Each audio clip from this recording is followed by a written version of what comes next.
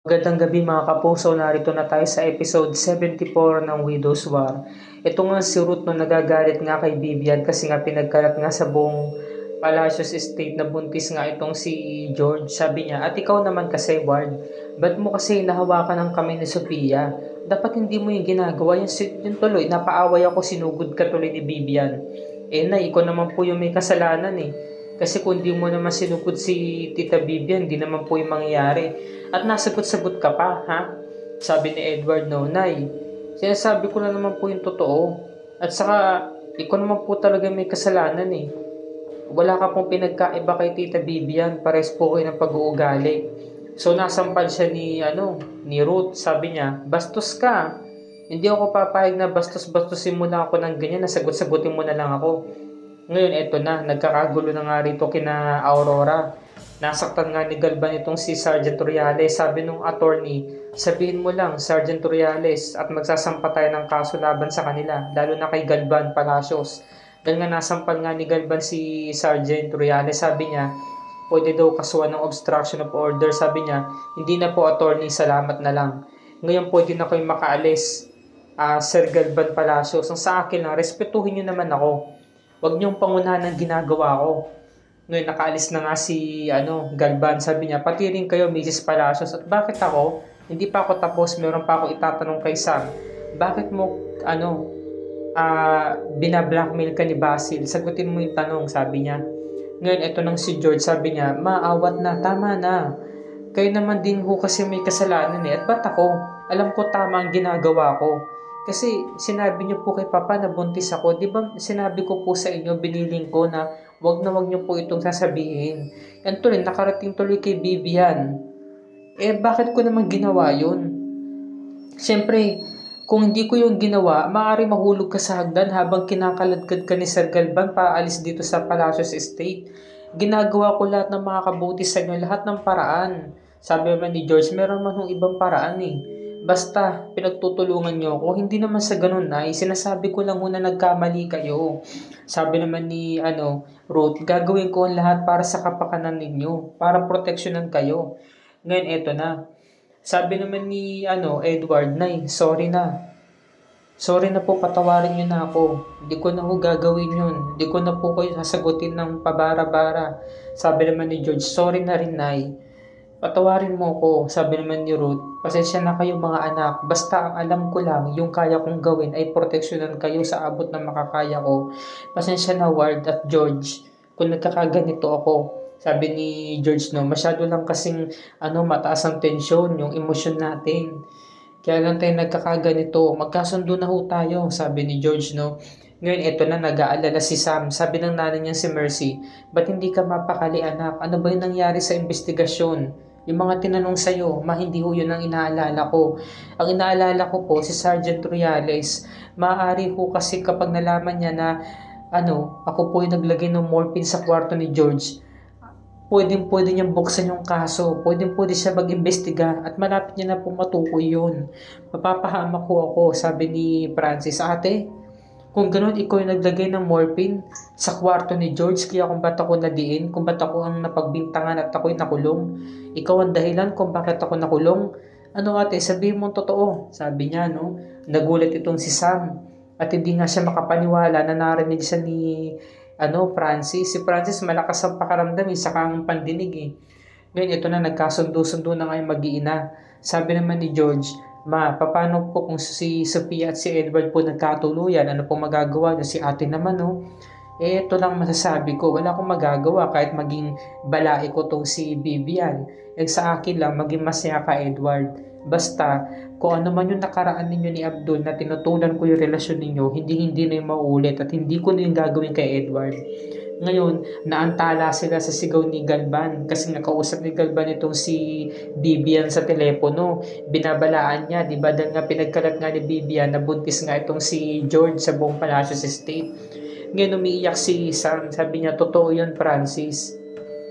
Pero, ginawa ko lang yun dahil inuutos sa akin ni Basil na patayin ko si George. Sabi niya, no? Kailangan ko yung gawin na unahan siya para pagbintangan si George at siya makulong. Pero naiba eh. Hindi ganoon na nangyari. Ikaw yung napagbintangan. Sabi ni Francis, no? Alam mo ba ate, sobrang hirap ng dinanas ko sa kulungan. Ngayon ito namang si, Galban, sa oras na sinabi mo pa yan at gumawa ka pa ng kalokohan, hindi mo na makikita pa si Sophia kahit kailan. Tama na ho yan. Ano ho ba'y napag-usapan ninyo? Paano kasi si Vivian, pinagkalat niya pala na buntis ka. Alam mo kung nandito lang siya, kanina ko pa siya nasakal. Sabi niya, baka nasakal ko pa siya. Bakit ho ba ang init ng ulo ninyo? Paano ba naman kasi napag-alaman ko na kinuntsaba doon ni Basil itong si Samantha para patayin itong si Paco. Kaya pala may hawak siyang video. Sabi naman ni George, walang ya talaga yung Samantha na yan. Dinadamay pa niya ang asawa ko. Pupuntahan ko siya. Ate, saan ka pupunta? Kayo na ba? Kay Samantha Palacios. Ngayon sabi ni Francis, alam ba ate, sobrang hirap ng pinagdaanan ko sa kulungan. Ikaw mismo nagdala sa impyerno. Ha? Kaya pala, nung araw na yun, lagi mo kong dinadalaw sa kulungan. Nung nakita mo na marami akong pasa, binubugbog ako. Wala akong laban. Hindi ako pwedeng lumaban dahil hindi ko sila kaya. Tapos nangako ka na ilalabas mo ako sa presinto. Dapat lang nagawin mo yun dahil ikaw mismo may kasalanan, ikaw mismo naghatid sa akin sa kulungan. Sabi niya, sinisisi niya ate niya. Ikaw pala ang dahilan kung ba't ako nakulong. Nawala na siya ng gala sa ate niya. Kumbaga nagtampo siya ng sobra-sobra. Wala nang kakampi tong si Sam, nanay na lang niya. Nagmamakaawa si Sam na wag siyang iwan. Pero umalis na nga tong si Francis. Sabi naman ni George, ba't niyo ako pinipigilan? Kailangan kong puntahan si Sam. Oo, alam ko, George. Alam ko na may galit ka at gusto mong ilabas ang galit mo, pero huwag ngayon. Sabi niya, okay, sige. Hindi na ako aalis. Kaya sabi nga ni Ruth, isang tabi mo muna to, buntis ka. Hindi ka pwedeng mapaaway. Sabi niya, kailangan ko muna ng fresh air. Kailangan ko munang lumabas. Kailangan ko po talagang ilabas to. Dahil ang galit na galit po ako ngayon. Sobrang sama po ng loob ko ngayon pa. Sabi naman ni Galban, sige, papayag ako na lumabas ka, ipagdadrive kita. Huwag na, pagod ka. Marami kang, ginawa ngayong araw na stress ka. Papahinga na po kayo. O sige, ganito na lang. Pasasama na lang kita kay Cairo, pagdadrive kita para umikot dito sa Palacios Estate. Ngayon, pumasok na nga itong si Rebecca at kausap niya nga itong Kuya Jericho niya. Oo kuya, mag-iingat ako, huwag ka mag-alala. Nandito na ako sa opisina ni Tita Aurora. Ngayon, kinuha niya itong isang box, Talagang binuksan niya at nakita niya punong-puno ng sulat. Ayan, Binasa niya yung unang sulat. Sabi niya, galing lahat to kay Tita Aurora, mga padala to sa kanya. Ngayon, yung pangalawang sulat, yung kulay puting sobre, nakita niya galing kay Tita Hillary niya. Ngayon, eto na. Sabi man ni George, Cairo, akin na yung susi. Bakit ho ma'am? Bawal ho. Utos ko sa akin ni Sir Galban. Sige na. Yan mo, ligtas ka. Di ka madadamay. Ako na lang magdadrive.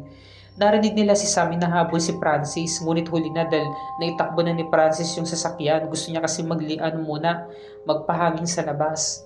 Ngayon tinawag niya si Sam, sabi niya, Sam, muling magkakaharap muli ang dalawang Mrs. Palacios, Ang pagharap muli ni na Sam sa ni George sa pagkakataong ito.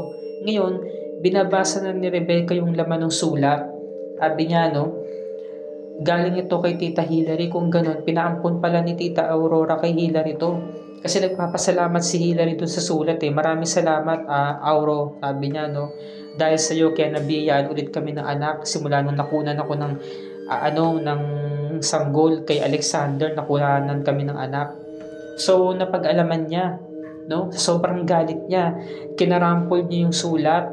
Ayan, ngayon, balik tayo dito kina George saka kay Sam. Anong sinasabi mo na kinuntsaba ka raw ng asawa ko para gawin yung krimen sa pagkakahulog kay Paco? Talagang kinuntsaba mo pa yung asawa ko? Ha? Sabi naman ni Sam, wala akong panahon na makipag-usap sa'yo. Huwag mo kong tatalikuran, Sam. Harapin mo yung tanong ko, sagutin mo. Ngayon, eto na. Nagigigil na nga itong si Rebecca, galit na siya. At nahuli nga siya nito ni Aurora. Rebecca, anong ginagawa mo rito sa opisina ko? Di ba bawal kang pumasok dito? Sabi ni Rebecca, alam ko ng lahat, tita. Alam ko na may anak ako. Pinamigay mo pala kay Tita Hillary yung mga anak ko. Napakasama mo. Hindi ka talaga mapagkakatiwalaan. Ngayon, sabi naman ni Sam, ano ba yung pag-uusapan natin? Ha? Hindi ko na kailangan pang sagutin yan. Sabi ni George, no, bakit? Meron bang pinag-uutos sa'yo ang asawa ko? Ano yung pinapagawa niya sa'yo? Ha? Kaya kung bakit hindi nilalabas ni Basil yung video ng pagkakahulog mo kay Paco. Talagang inaalam ni George di ba? Talagang malakas yung pakaramdam niya na binablackmail nga itong si Sam, merong ang pinapagawa. Ano kaya yun? Hindi naman masabi-sabi ni Sam, di ba? Ngayon, eto na. Sabi naman ni Aurora, ilang beses ko bang sasabihin sa'yo, Rebecca, na hindi ka nabuntis at hindi ka nagkaanak? No, liar. Hindi ako naniniwala sa'yo. Ito na mismo yung sulat na nagpapatunay na nagpaampong ka ng bata kay Tita Hillary.